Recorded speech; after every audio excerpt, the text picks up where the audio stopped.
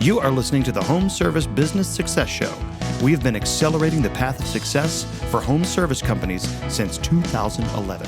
Wait a minute. I don't have to be burnt out all the time. The business starts to change when you change. And yes, I'm a little bit on a high horse, and I used a horse analogy, so I get to. But I just want you to be clear. I don't have time for that. You don't not have time for this. The cool part is you get the opportunity to determine what's important and what's not. Hey, my friend, welcome back to Home Service Business Success. I'm Kenny Chapman, along with my co-host, Chris Crew. Good to have you, brother. Good to be here. I just want to ask a quick question before we get started. Could I be referred to as your homeboy, by the way? I just want to know, could I be referred? Last episode, you and Dan Sullivan can be that to me. That's right. You are. Without the title, you are my friend, and I'm so grateful to be sitting alongside of you today with the ability to connect with our friends, our listeners, our followers, as we just continue to accelerate the path of success for the home service industry. And that's why we did this podcast as a project, and to see what you want to hear in the marketplace, to see how we're landing, to see what you want to hear more of, where you want us to go deeper. Because Chris, today's episode 12, we're going to talk about powering down to power up today. And we're going to leave you on that high note of 12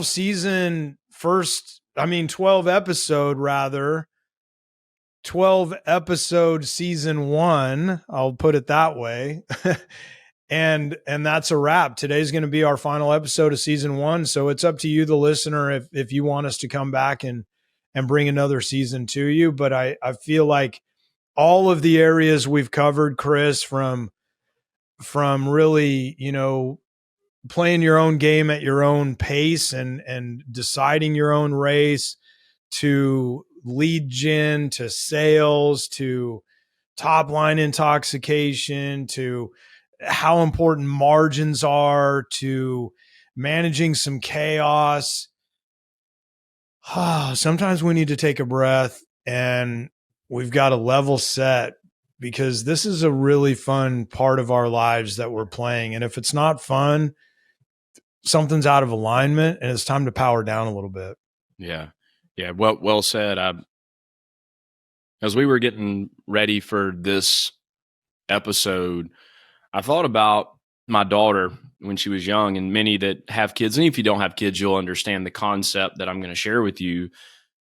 But I'll never forget Kinsley Brooke, when she was little, we used to play the peekaboo game, right? You close your eyes, cover them up, peekaboo, I see you. And there was a time where she thought if her eyes were covered with her hands, not only could she not see you, she thought that you couldn't see her. She thought by covering her eyes, it made her invisible because she no longer could see. Yeah. And here's the reality. In this episode, don't cover up your eyes and try to play peekaboo with it. Let's get down to real stuff that's going to help you sustain and become your best version of yourself as you power up and power down.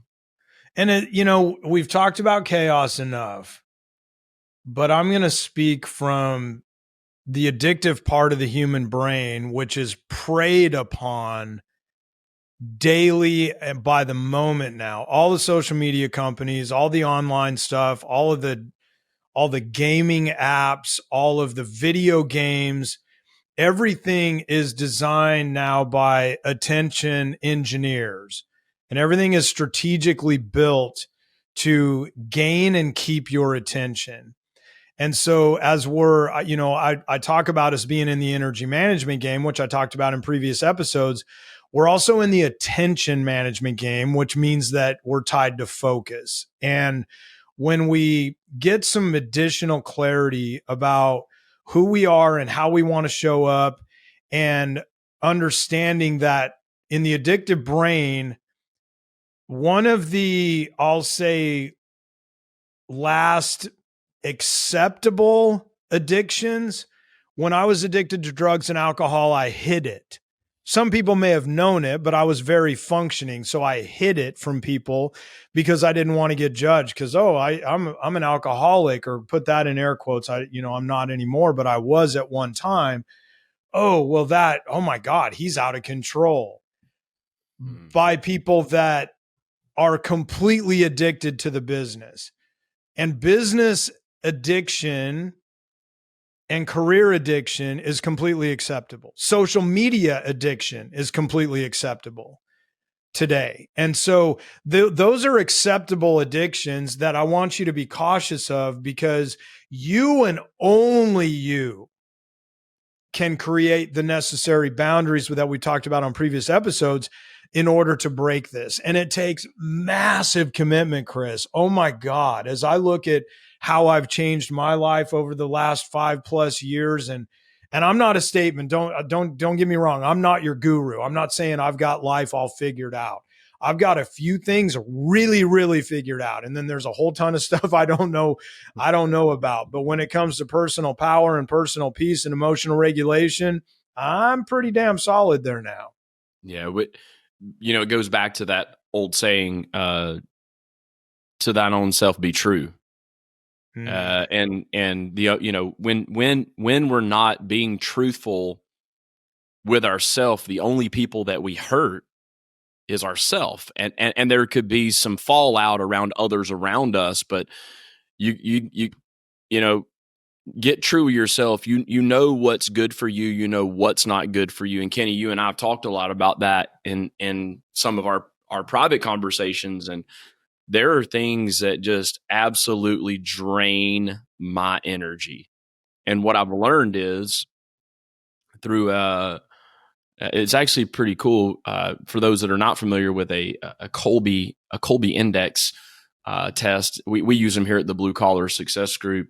It's not a personality profile test. It's more of your MO. How you do things. And so once again, I'm 45 years old, and it's taken me a long time, Kenny, to figure out who I really am and what I'm really about, my substance. And you might say, well, have you arrived, Chris? No, because I'm ever evolving, I'm ever learning. So as I evolve, I learn more about myself. And the more I learn about myself, I've learned what my personal triggers are.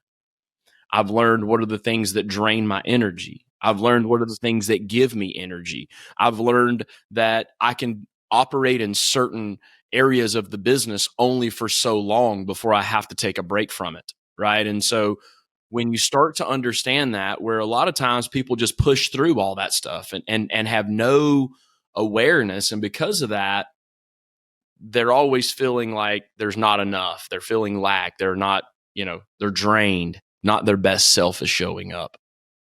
It's so true. And when you get clear about your best self showing up, and that's what I would say is, I love that, because your best self is going to change by the day, by the hour during the day.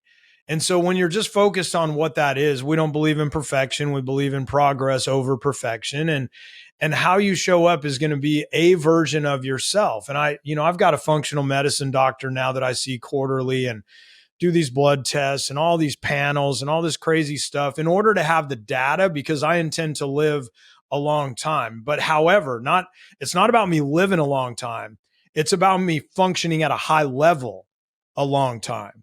When and let's be clear, some of you know me pretty well, and you know that I didn't plan on living past 40.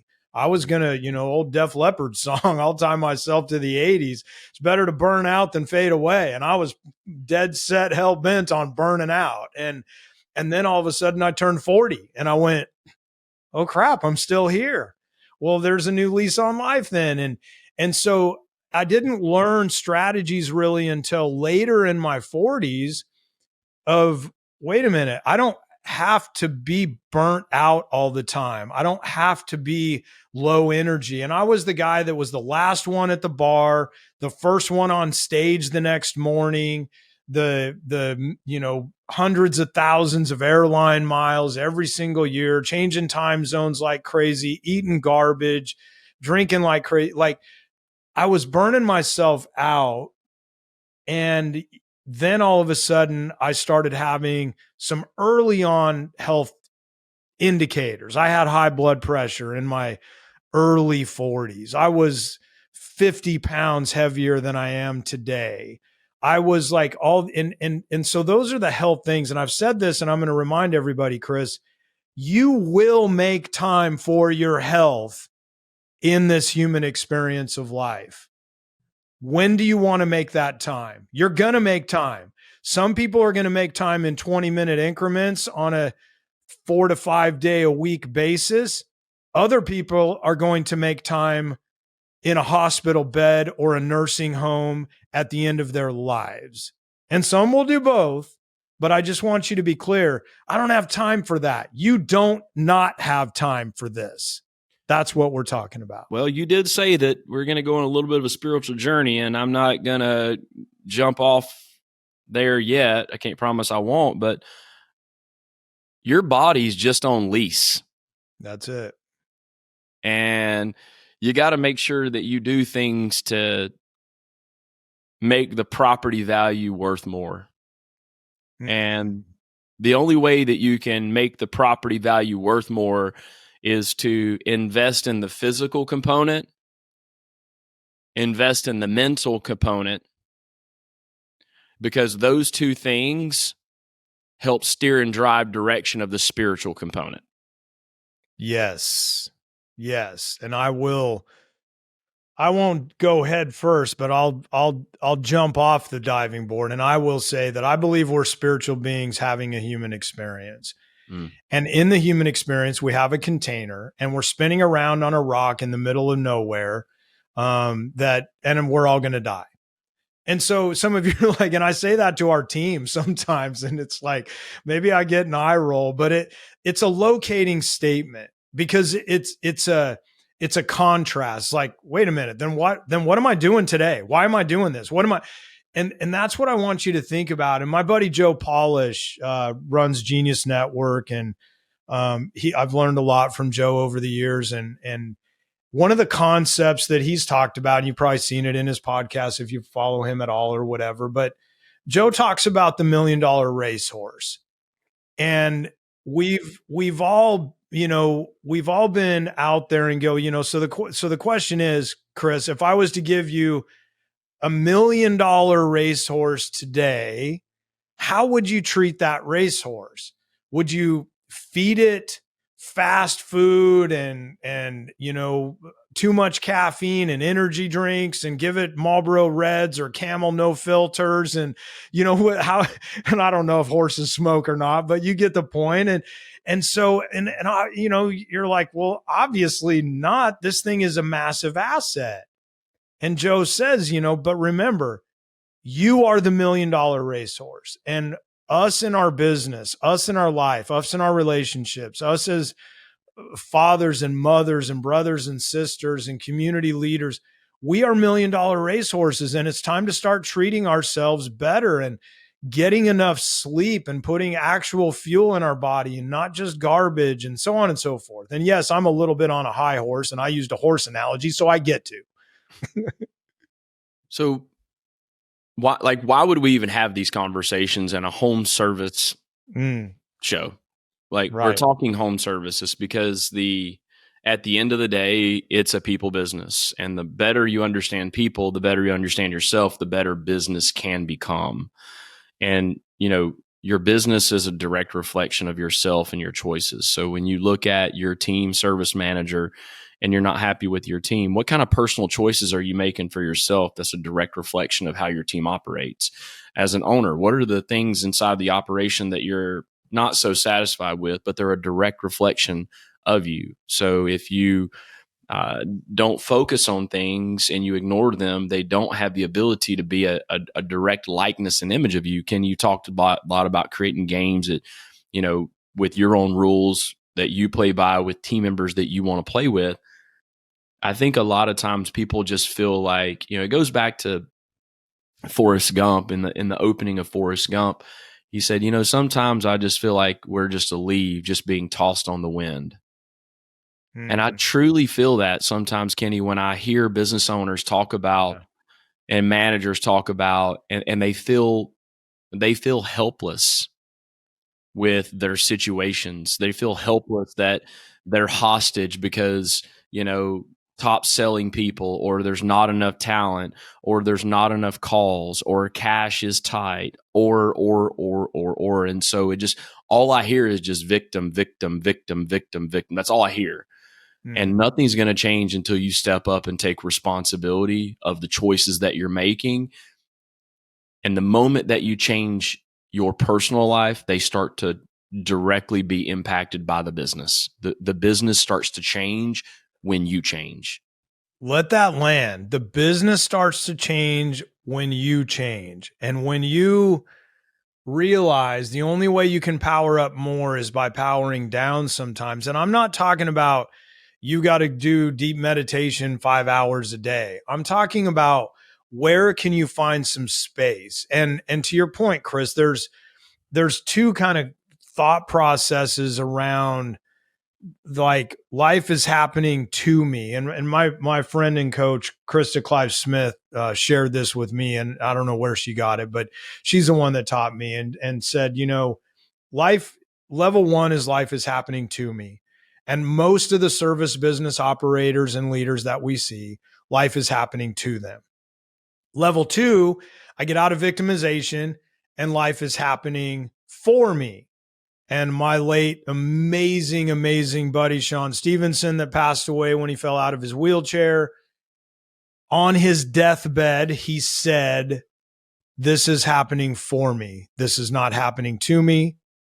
And then he closed his eyes and he never opened them again. And he left this amazing human journey. And he was one of my angels in life. There's no doubt in my mind. So before I get emotional here, the third level is now life is happening through me. And to your point, in my human container, that's where I want to live now, is life's kind of happening through me. I don't know exactly what I'm going to say on this podcast, but I believe that in my divine path, the right thing happens. And the question becomes for you as an operator, what is the level between 1 and 2 where you can say, guess what? The service business has some things that happen. How can I make it happen for me? How can I shift my responsibility and take responsibility for having a little space? Yes, I've got deep, hardcore rituals for myself every single day that are non-negotiables in my life. It took me a while to get what that algorithm is, but for you, maybe it's give it 20 minutes in the morning before you pick up your phone. Crazy studies, the percentage of people that sleep with their phone right next to their bed and get up to pee in the night. And maybe I'm dating myself. in my mid 50s now, I get up to pee in the night. That's right. And some people grab their phone and check text messages in the middle of the freaking night, or get on social media or whatever. Creating some space, Chris, is just so powerful. What I believe that's happening, Kenny, is our lives are very connected through those things, and we feel a connection to it. That's kind of how it starts, right? It's like it doesn't start as an addiction. It starts as I want to know what's going on with people I went to high school with. I want to know what's going on with people across the country. I want to know what's going on in their life. To it becomes either now I know everything about what's going on, and I feel like I'm no longer connected to the world if I don't know what's going on. Or it becomes the addiction. And I see this happening a lot in the younger generation, to where they tie their self-worth and value to how many people have liked what I've put on social media, how many people have shared it, how many people have commented, how many people, and it's because, and I'm not trying to analyze and break down social media, but there has to come a time where you have to turn that off. And when you don't turn that off, it's kind of like running, it runs the battery dead. And then when the battery's dead, the machine doesn't function the way that it's supposed to function, meaning our brain, when the brain's not right, it can't function at the same level. And so things that I've done, Kenny, for me, like having a calendar, all my appointments, you talked about in the last episode, Dan, having haircuts scheduled out 4 years in advance. I try to keep at least 4 haircuts on the books all the time so that I don't have to think about that stuff. It's just how it works for me.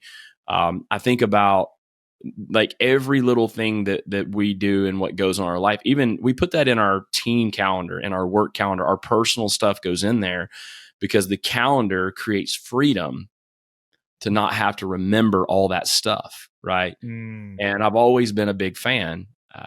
Do yourself a favor right now. How many telephone numbers, Kenny, do you have remembered by heart? Active ones? Yeah, like you could call somebody right now without a phone. I'm going to call it a virtual Rolodex, your phone log or your phone book that's built into your phone. Without that, if all you had was the old school payphone and you were stranded in the middle of nowhere and you had, I don't even think it'd probably be 50 cents today, not a quarter. But if you have 50 cents, you put the 50 cents in. Who would you call? I could call my mom's landline. I could call the lovely Christy, and I could call Blue Collar's 800 number. It's a vanity. Isn't that funny? That's why vanity numbers exist. Is nothing more than trying to etch numbers into your brain, right? Exactly. And memorization. The only reason why I bring that up for our listeners, I couldn't call you. Think about, I spend more time with you than anybody other than Christy, way more than I do my mom, but I don't know yours. There's only one telephone number I have memorized by heart outside of my own. It's my wife's telephone number, and it's always one of those, which is kind of weird because we're almost always together. And if I needed to call somebody, I'm going to have her phone a friend because I don't remember the number. Why do I bring that up? I bring that up simply because there's only so much capacity that your brain can have.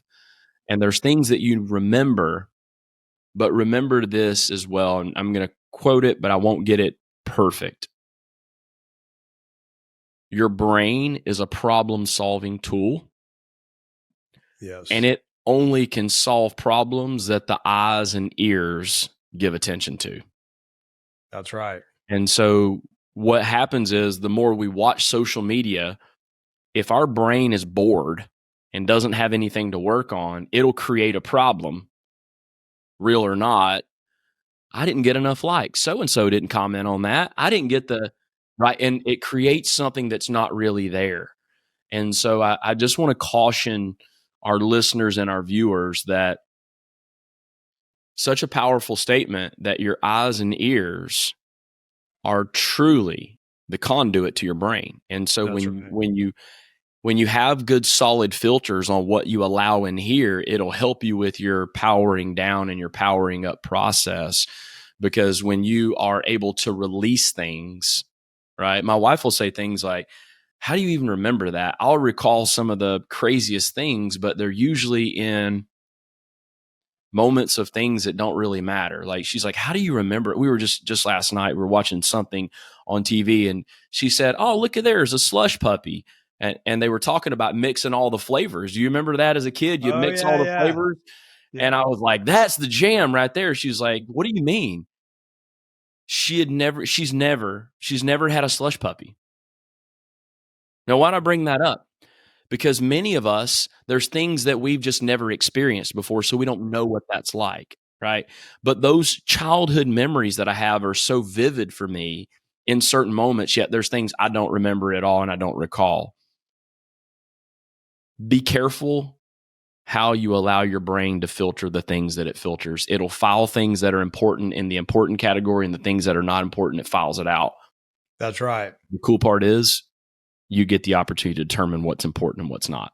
And that's the key, is you determine it, because here's what we really want you to get.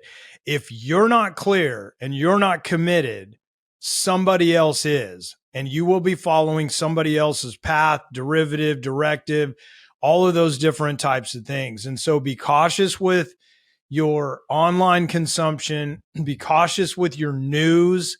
CNN, constant negative news. That's what it stands for. If it bleeds, it leads. If it's, it's shock and awe and all those things. And I've been accused of being, that you got your head in the sand, I'll say. They accuse me of my head being somewhere, but I'm going to go with it's in the sand, because I here's the thing. I'm going to learn if it's important enough, I'm going to find out. And I personally don't watch the news any longer. And the reason I don't is because of how it makes me feel. And that's where people go, but Kenny, this is happening. This is true. This is happening. And I'm not better positioned to help the world become a better place if I'm in a negative state of mind. I'm not trying to not allow reality. I'm trying to allow my reality and how I can best serve it. And so when I realize, for me, I'll just give you quickly, I have a morning ritual that is non-negotiable. I get up in the morning, and non-negotiable meaning the lovely Christy does not come into my space, talk to me, get involved whatsoever. Doesn't matter if we're in a hotel room and I'm over in the corner. It's my quiet time in my space. And first thing I do is move my body, some form of exercise, regardless of what it is, yoga, workout, whatever that is, I move my body. Then I meditate or create space for you. If you don't want to meditate, I create some space in my mind. Then I do a mental download, and I personally journal every day. I handwrite, get things out of my head, what that is.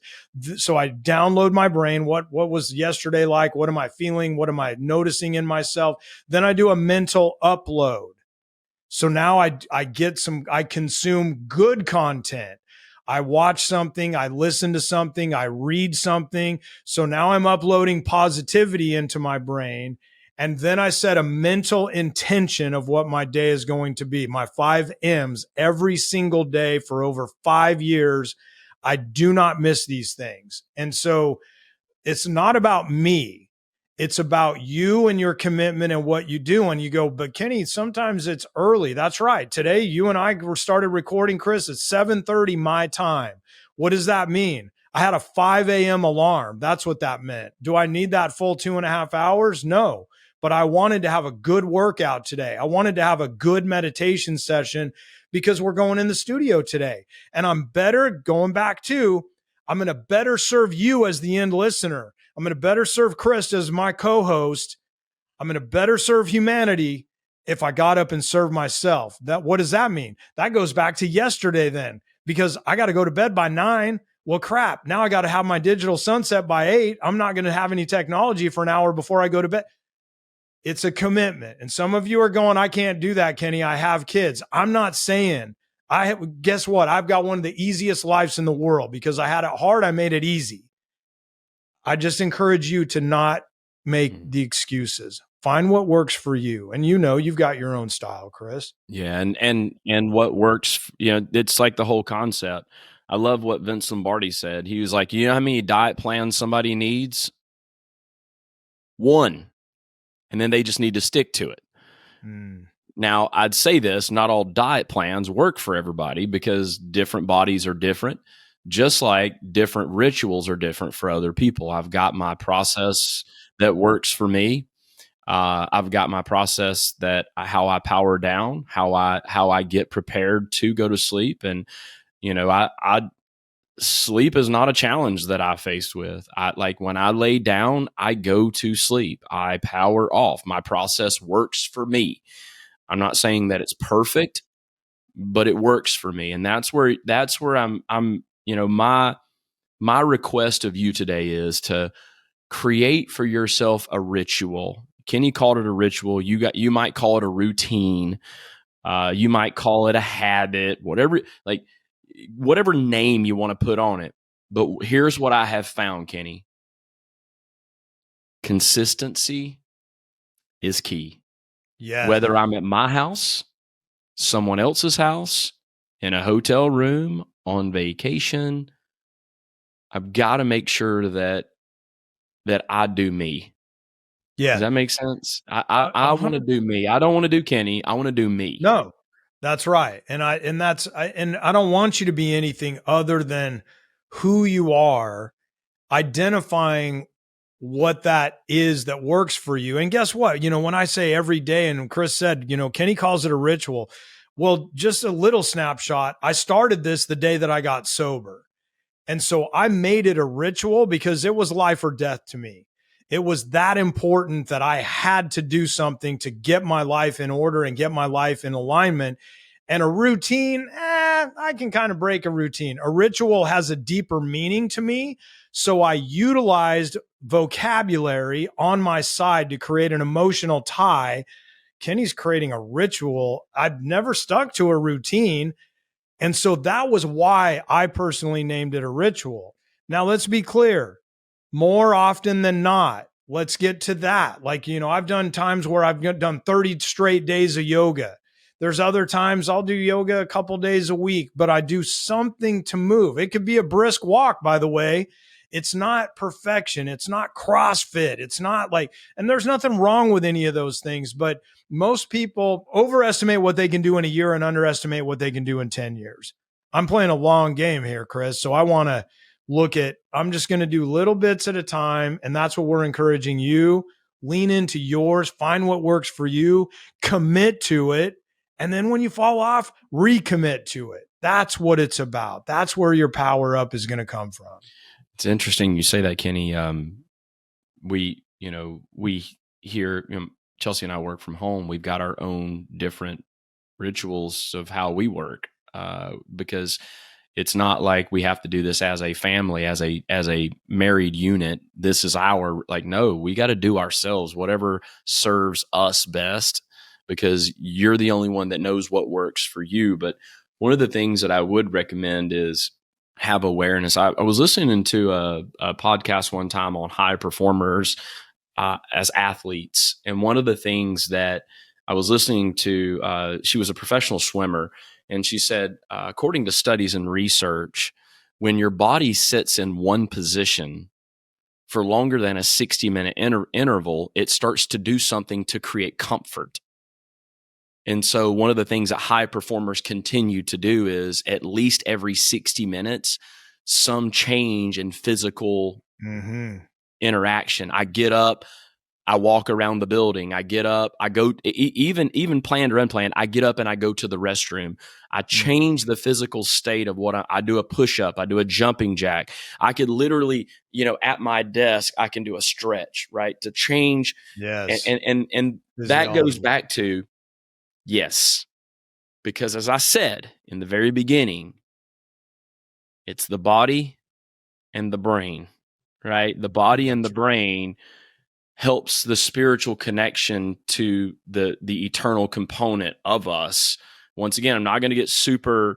So if we treat our rental property like shit, what's going to happen? Yeah, right. Listen, the spiritual being is going to want to leave it sooner than it should. Yeah, tenant wants to move out. It wants to move out. I don't like this thing anymore. It ain't this thing needs some remodeling. And so I'm going to say, for those listening, watching, this is your message.